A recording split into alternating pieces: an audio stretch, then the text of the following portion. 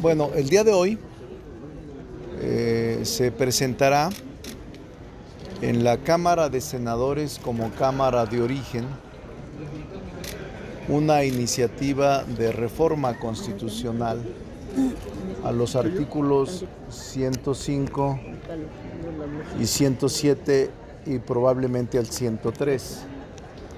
Son 3 artículos de la Constitución que reafirman el propósito del órgano reformador desde que la Constitución previene que ninguna impugnación, recurso o resolución es procedente contra una reforma constitucional, contra una adición constitucional.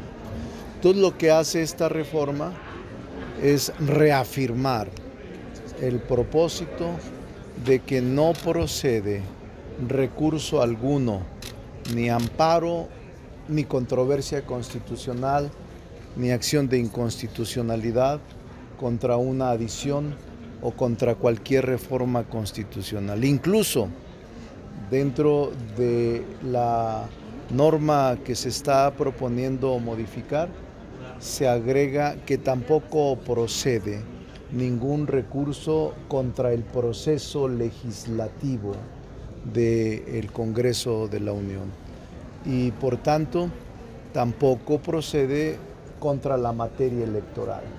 Y de hecho lo que también se hace en esta propuesta es elevar a rango constitucional el contenido del artículo 61 de la Ley de Amparo, que declara concretamente en su fracción primera que contra las reformas constitucionales no procede el juicio de amparo. O sea que ese se eleva para tener mayor fuerza y contundencia a rango constitucional. De la Ley de Amparo se eleva a la Constitución en el artículo 107. O sea que se están blindando contra todo acto de autoridad y para que los demás... Yo diría que se está reafirmando la supremacía del órgano reformador, del constituyente permanente que se integra con la mayoría calificada de ambas cámaras y con la mayoría más uno de las legislaturas locales en los estados. Esta reforma hoy se presenta en la Cámara de Senadores por cortesía. La firmamos los 2 coordinadores de los grupos parlamentarios y los 2 presidentes de cámaras como legisladores. Y se presenta ya porque tenemos, por cortesía política y porque nosotros tenemos hoy y mañana discusión sobre reformas constitucionales, la relativa a la vivienda y la materia de bienestar. ¿Esa cortesía incluyó que se le cedieran al Senado los 3 lugares del Comité de Evaluación y ustedes no? No se ha definido eso, pero no vamos a batallar. Noroña lo importante, pero hoy lo aclaró y dijo que no había dificultad y que nos pondríamos de acuerdo en los perfiles. La verdad es que yo no entraré a esa rebatinga. Creo que lo que más importa es que los perfiles del Comité de Evaluación sean altamente aceptables por su prestigio y por su honorabilidad, y eso es lo que importa. Entonces, a partir de ayer se están recibiendo nombres en la Junta de Coordinación Política para integrar un número de 5 entre las 2 cámaras que van a ser el día martes próximo electos aquí en el Pleno de la Cámara de Diputados. Pero él dice Tengo que... 2 dudas. Hacer esta reforma no implica reconocer que realmente el Poder Judicial tiene facultades para enmendar la ley. Ya les expliqué, es reafirmar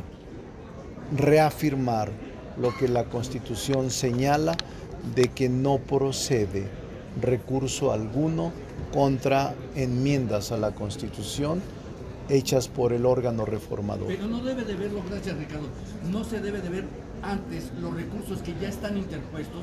No. También aquí no hay retroactividad. No, en México no hay retroactividad. no tiene que ver eso nada. Hay jurisprudencia de la Corte sobre la retroactividad, que en el caso de reformas constitucionales no es observable. Oiga, entonces quedan totalmente eliminados, nada más sí. un plumazo. Es el constituyente permanente y es la supremacía del órgano reformador. Diputado, ¿no están legislando tan anticipadamente que después se puedan arrepentir de lo que hacen? Porque no van a tener toda la vida la mayoría, ¿eh? Es cierto, pero mientras la tengamos vamos a ejercerlo con responsabilidad. Oiga, diputado, entonces... Y mano dura. No conformarse por ninguna ley. No hay recursos para que alguien se inconforme contra reformas con los derechos de alguien si no está de acuerdo con no ley. Contra reformas constitucionales no. Ni los ciudadanos. Ningún ciudadano. No, contra reformas constitucionales no, porque las reformas constitucionales contienen un mecanismo difícil de cumplir, que son las 2/3 partes del Congreso en las dos cámaras y la mitad más uno de legislaturas locales. En cualquier otra condición del pasado no hubiese sido posible construir esas mayorías. Hoy la población nos otorgó esa mayoría calificada y estamos ejerciendo con responsabilidad esta facultad. El PRI tuvo muchos años la mayoría, pasado por encima también de todos, como hacen ustedes. No, nosotros no somos eso. Nosotros somos una fuerza que representamos a la sociedad de manera legítima y de manera auténtica. Pero ellos también votaban ¿Algún ciudadano que considere? Sí, las minorías siguen contando, pero tienen sus facultades en la Constitución y en la ley, nada más. Pero ningún ciudadano tendría entonces derecho a defenderse contra lo que considera que algún artículo de la Constitución. Sí, la Constitución lo previene. Solo, Maxi, en materia de reformas constitucionales no procede ningún recurso y eso no es nuevo. Eso tiene en la Constitución desde hace décadas. O sea, es lo que dice la mayoría y punto. Es lo que dice la Constitución. Y el órgano reformador se integra con la mayoría calificada y con la mayoría de las legislaturas locales. Oiga, coordinador, dos opiniones. La primera, entonces, en esta reforma le quitarían lo que arguye la abogada de Veracruz, de que por derechos humanos, según dice ella... Todo se quita, eso no es cierto, son interpretaciones mañosas que no vamos a permitir ni admitir que se den, porque no puede ella invalidar todo el esfuerzo del órgano reformador que se integra con 500 diputados, 128 senadores y 17 legislaturas cuando menos. ¿No es acomodarse la Constitución? No, al contrario, estamos reafirmando los principios de la Constitución. Pero no son los 628. Bueno, ponle la mayoría calificada, son 400. Bueno. Oigan, les dejo la reforma. ¿Cuántos nombres han registrado? No sé. Hasta hoy doy el primer corte, Maxi. Pero si quieren en la tarde, si hay alguno, les doy los nombres. Bueno. Oiga, cuando lo reciba. Sobre el tema de Harvard, ¿qué opinión le merece? Ya la presidenta Sheinbaum daba su opinión en la mañana sobre estas risas que se daban en una conferencia que se daba respecto a la reforma judicial. Pues me parece una falta de respeto a nuestro país, pero que se sigan riendo. Nosotros vamos a actuar conforme a la Constitución, a nuestros principios y a nuestra mayoría calificada. Coordinador de parte de Morena, ¿qué nombres se han barajado? No los tengo, hasta más tarde les doy los nombres. Cuando los tenga algunos les voy diciendo. Bueno, ¿sí? Está bien. Les dejo esta, ¿a quién se la dejo? ¿A ti? Para que le saquen copia. Es más, no está ni firmada, apenas la mano, está calientita. Está calientita. Aquí están los micrófonos. Solamente el 107 y el 105. Me falta uno que agregué a últimas horas. Y el 107, miren lo que dice. Le voy a decir para tratar de ayudar. Si nos hace favor acá, mira. Acá donde están los micrófonos. Un poco decirles en qué consiste la modificación. Acá en los micrófonos. En el 105, simplemente, me falta la otra, ¿eh? En el 105, simplemente se agrega, son improcedentes las controversias constitucionales o acciones de inconstitucionalidad que tengan por objeto contravertir las adiciones o reformas a esta Constitución, incluyendo su proceso deliberativo legislativo y correlativos hasta la votación, así como aquellas que buscan contravertir las resoluciones o declaraciones de las autoridades competentes en materia electoral.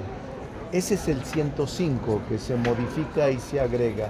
El 107 se agrega, es una fracción más amplia, solo le estoy diciendo lo que se modifica.